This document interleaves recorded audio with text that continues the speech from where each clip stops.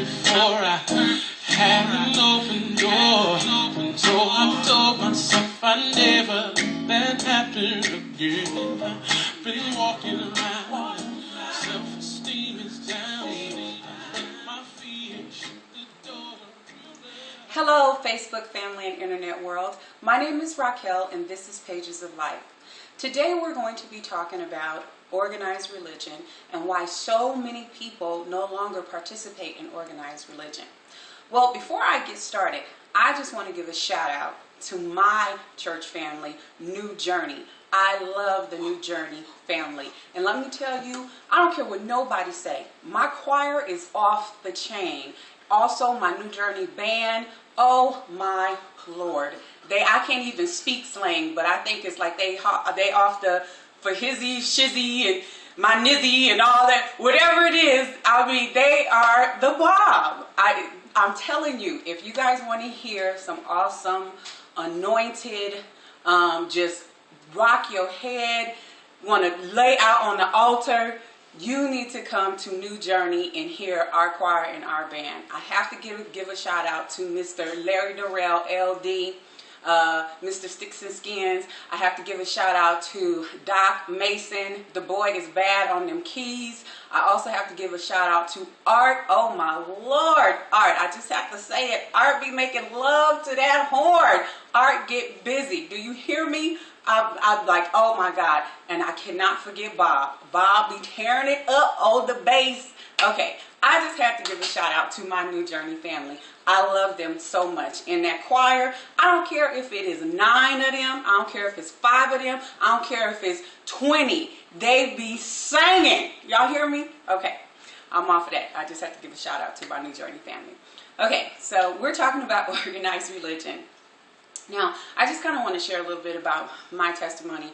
I want to say 6 years ago, my family and I, we were sitting in church, and they were doing announcements in church, and something just basically came over me. I want to say I had an epiphany. It was like an awakening. And something way down in my spirit and my soul just was like, there has to be more to what we're doing. There has to be more. I mean, every Sunday we go to church, we do the same thing. You know, you may have Bible study on Wednesday, pastoral teaching on Friday, you know, choir rehearsal, whatever. You know, it's like this routine. We fell into this routine, and really nothing was changing. No lives were being changed. And I grew up in the church. My family comes from the church. My mother's family is a very spiritual family. And I don't want to say they're not religious people, but they're very spiritual. Okay. Something happened when I was sitting there. And I got up and I left. I got in my car and I drove to 7-Eleven and got me something to drink and a hot dog, and I drove to the park. It was like, in my spirit, I was saying, there has to be something more. All of a sudden, I just had this hunger, this feeling came over me, and it was not, the church was not satisfying it. Of course, after about 20 minutes sitting there, my phone rang, and I realized that I had left my family back at the church. So I had to go back to the church and get them. But what happened with me after that is I took a hiatus from the church. I took a hiatus from being in the church world, in the organized religion. I didn't take a hiatus from God. I took a hiatus from going to church. And I started to spend more time in my Bible. I started spending more time talking to my spiritual mothers and fathers, and sharing and getting their thoughts on what happened to me and where I was.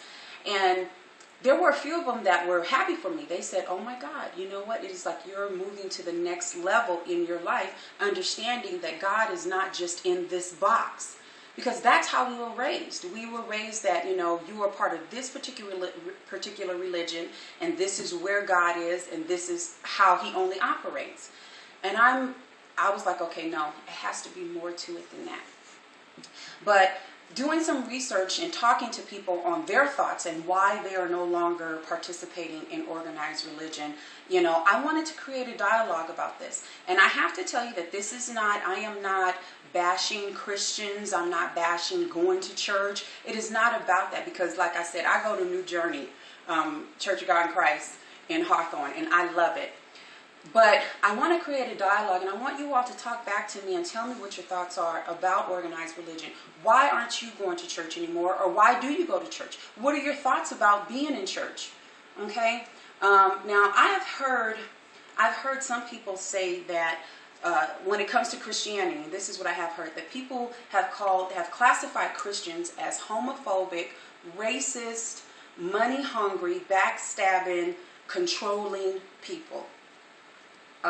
Operating under legalism. And I'm like, wow, that is really harsh. I mean, when you take each one of those words and you break it down and you see what each one of them means.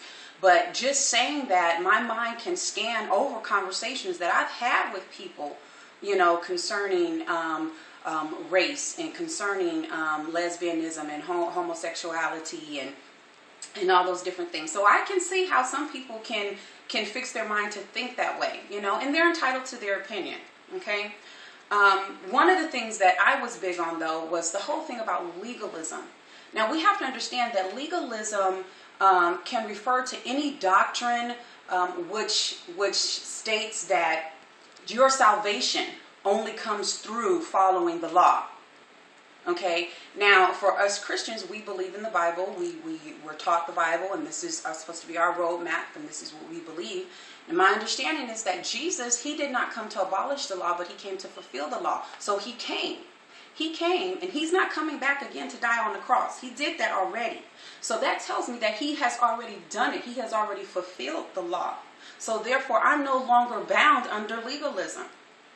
So that's just my one little side note there. Now, I've been in my research, and also I found that a lot of people are saying that there are more and more people every year moving away from organized religion, but getting closer to God.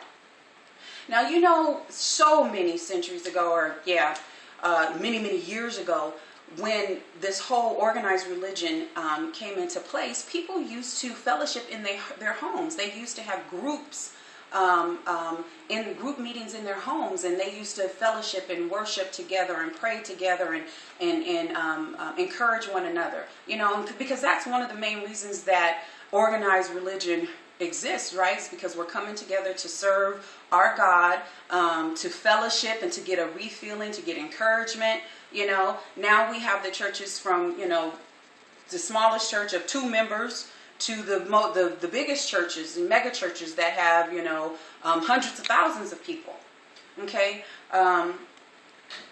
Now let's see. Some people seem to feel that when you talk about faith, putting it in an institutional form loses the heart of that faith, whatever it is.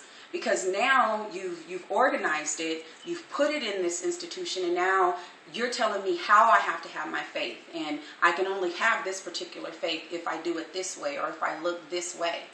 And that's, I don't know, people, how is that working for you? Does that work for you? Okay, I want to hear your thoughts about that. Also, I was talking to a friend of mine about this, and she basically said, she made a statement today about me, about this particular situation, or the subject we're talking about. She said to her that the church world now seems to mirror corporate America. And I thought that was very interesting. I'm like, wow, okay, because it's like a rat race. Everybody is trying to get to the top, and you're doing anything to do that, to be the pastor, or sit next to the pastor, or be next to the first lady, or to be the top missionary, or the head deacon, or whatever. So, we're basically what? We're lying, stealing, cheating, scheming. Pastors are looking the other way when people are doing wrong, because that person is paying their tithes and they want them in their church.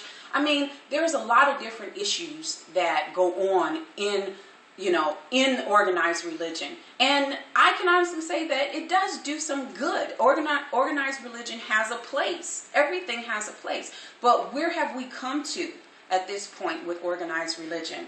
Okay, and so in my closing, there are just a couple of points that I want to make. Okay, there is a percentage of people that that have an issue with God. And so these people are never going to go to church. They're never going to go into an organized religious setting. Okay, they have their own personal issues with God. You know, my mother died. Why did my mother die? And if there's a God, how come all of those people over there in Sudan is hungry and living in the streets? I mean, they have like radical issues with God. You know, if God is all knowing and almighty, you know, why was I stricken with cancer or whatever? You know, they have their own personal issues with God. So they're not going to go to church. Okay, you have a percentage of people that have been hurt by the people in the church. Okay, and so they're not going to go to church. They've had that experience and they just branded that for every single church. Everybody going to hurt me. Everybody going to do me like that. So I'm not going. And they all hypocrites anyway. Okay, this is what people are saying. Also, there's a high percentage of us that are participating in church because of tradition, because we grew up in church and we are there. This is how we were raised, and I'm there because of that, because it is tradition, and that's the only reason why I'm there. I have no desire to learn anything more about God. I have no desire to really learn anything more spiritually, but I'm just here, just doing my part because this is what y'all told me I needed to do. There's a lot of us doing that too. Okay? And lastly, you have a percentage of us that are participating in organized religion. We love the fellowship. We love the encouragement. We love to go to choir rehearsal and sing. We love to go to pastoral teaching because our pastor is teaching us the word, and the other evangelists are giving us the word. And so we love it, but we are seeking more. We're seeking more than being on breast milk. We're seeking more than just eating cereal. We want to know the depths and the mysteries and the what the Bible talks about, the mysteries of the Bible, and we want to know more. Okay, and so like I said, I've broken down a couple of percentages of who we are that's in the church or why we don't go. But I really want to get your feedback. I want you to talk to me. I want you to dialogue with me and share your thoughts on organized religion. Do you like it? Do you not like it? Why do you like it? Why don't you like it? Okay, so this has been Pages of Life, and I am really excited to hear about what you have to say about this. And I leave you with this. What are you writing on the pages of other people's lives, and what are you allowing other people to write on your pages? Be blessed. Feel the safety of your praise. I don't know why I ever left your side.